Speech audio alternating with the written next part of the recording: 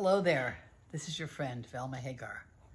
And today we're going to talk about the process of prayer. You know, when God says, knock and the door shall be opened, seek and you shall find. No, he says, ask and you shall get what you ask for. Number one, seek and you shall find, and knock and the door shall be opened. Now, all three of those things require action. So prayer becomes a process. So asking would be like you have a desire, and so you ask God for that.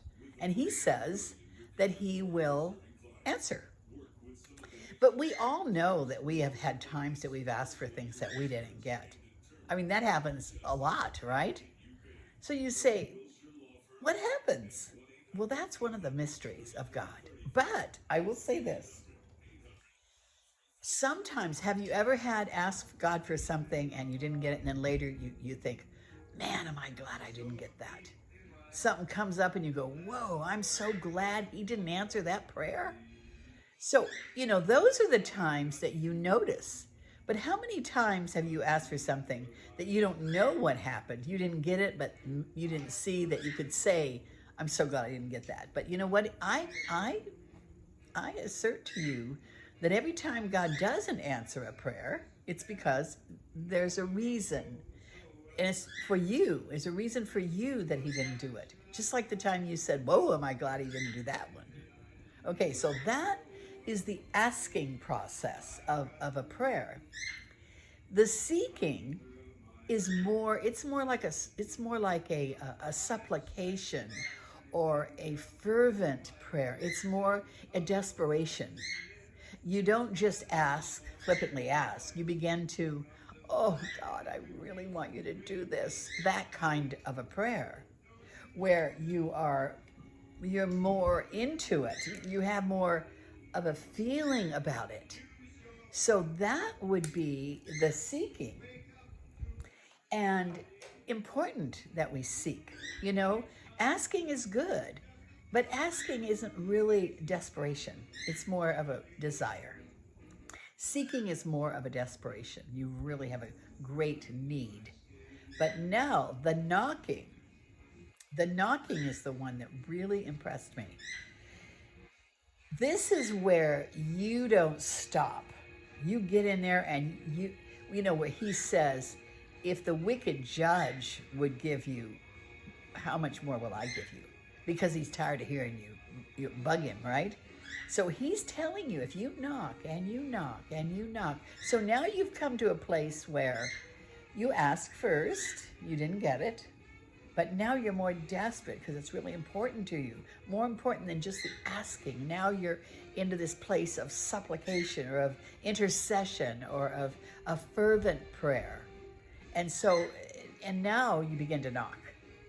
Knock. This is so important to me, Lord. I'm not gonna back off until you do it. It was like Jacob wrestling for 3 nights, it said, with was it 3 nights or 3 weeks? Anyway, with an angel, because he was asking him for something. He said, I'm not going to give up until God blesses me. So that kind of knocking, never give up. It says if you waver, you get nothing from God. So here you are. You've got this prayer going and it's been a process for you.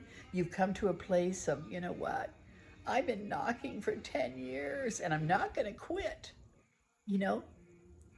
I tell you guys, I've had things that took 25 years before. I've told you that before. But you know what? If you quit, you get nothing from God. He says, if you waver, you get nothing from God. So don't waver and don't give up. Keep knocking, keep interceding, keep that fervent prayer going, and don't give up. Now, another thing I want to tell you, sometimes the answer that God gives you to prayers is messy. Sometimes it's a messy answer, or sometimes it's not just messy, it's not the way you thought it should be. You're like, what in the heck? This was not how I thought he was going to answer this prayer. So you don't know how God is going to answer your prayer.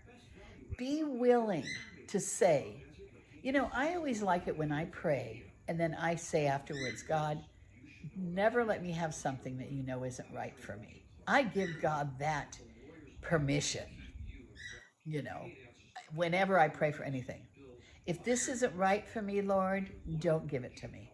You know better than I do. You know, God says, He says, I know before you ask what your needs are. So then you say, well, then why does He have us ask? Because then he goes on to say, you have not because you ask not. So He knows what we need, but yet we have to ask to get it. We don't have to, we don't know why He does that. You know, it's none of our business, to be honest. Just do what He says, okay? If He says you have not because you ask not, ask. If asking didn't work and it goes on to a place that you seem to think this is still what you want, seek.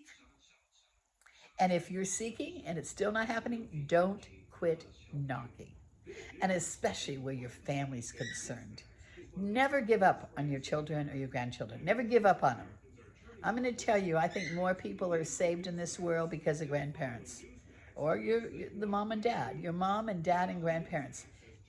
Keep praying for your children and your grandchildren. Just keep praying and believing and trusting God. And never give up. All right? Isn't that a good teaching? I loved it. Okay, you guys, and buy my book, Hidden Treasures in Secret Places, Hidden Treasures in Dark Places. They're both wonderful. I love them both. They're both 5-star rating on Amazon. And, okay, I guess that's it. Ask, seek, and knock. This is your friend, Velma Hagar, bidding you a blessed day. Bye.